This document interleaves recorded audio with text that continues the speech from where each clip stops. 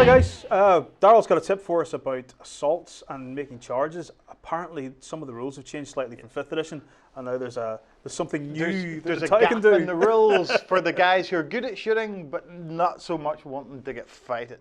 To get fighted. My English is great. To get into combat, I would Yes. imagine. We have our Terminators here, and they're going to charge our tower. Our tower have a nice little wall. And previously, the wall would have only been an advantage, as in it was a bit of area terrain. That these guys are all standing on top of the wall. They're particularly brave tower warriors. Well, the thing is, of course, that's quite a high wall, so that's why they're standing on top of it. Gives them a bit of extra line of sight. The one thing that's in the book that you may have skipped by on page 20, it says you can only charge what you can see. Previously, you could charge through walls. I always remember a guy arguing with me, your Nightbringer can't get through a wall. And I was, what, is a god? Yeah, he has fewer problems with walls than anyone else. Yeah, but previously you could just charge directly through walls, even if you couldn't see the unit behind them. That's it. And by sea, you mean down at model eye level? It's the same rules as for shooting. It is. So you have to see arms, legs, body, or head. Now, there is some cheese in this. If you see a hand, that's enough. That's an arm. That's enough. It's part of the arm.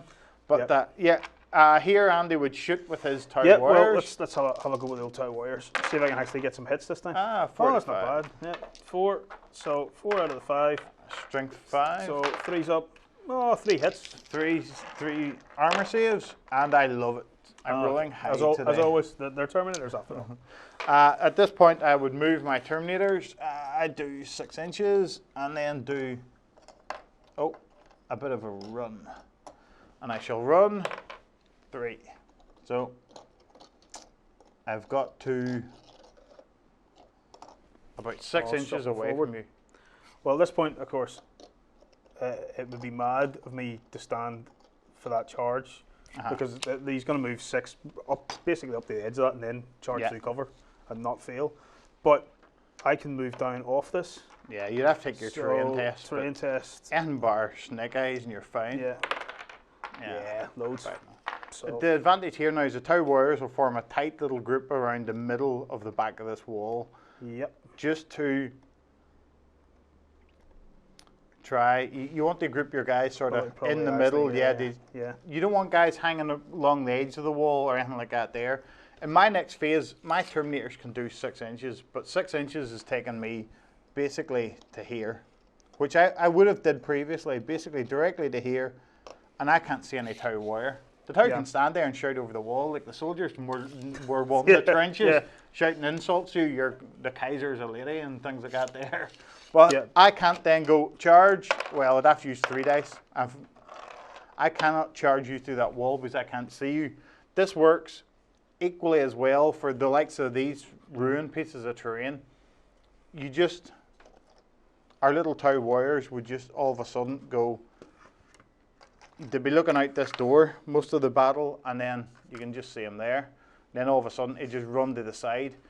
You can walk right the way up the edge of this piece of terrain. We just have it on a rock or something. Right the way up the edge of this terrain, but the Terminators can't see him, so they cannot charge him. You know, all across the building, you would start hiding them behind walls, and you have to charge what you can see. Obviously, if you can't see the nearest guy, you would have to then direct your charge to the guy that's next, the guy you can see. So if you can hide the front guys, you'll be set. You will. It's a great little thing for the likes of Tau, for the likes of Space Marine snipers, guys that got there that have one job, to park on an objective the entire time. Would it then be a good idea to get as many of those crouching down, kneeling bodies as you possibly can? Now, shooting guys? That could be classed as modelling for advantage. Which how could it? But that's the model. Well, yeah, but you get one guy in a pack of 5 with them crouching down legs. You say that, but what if I get loads of packs and just take that one guy out of each of them?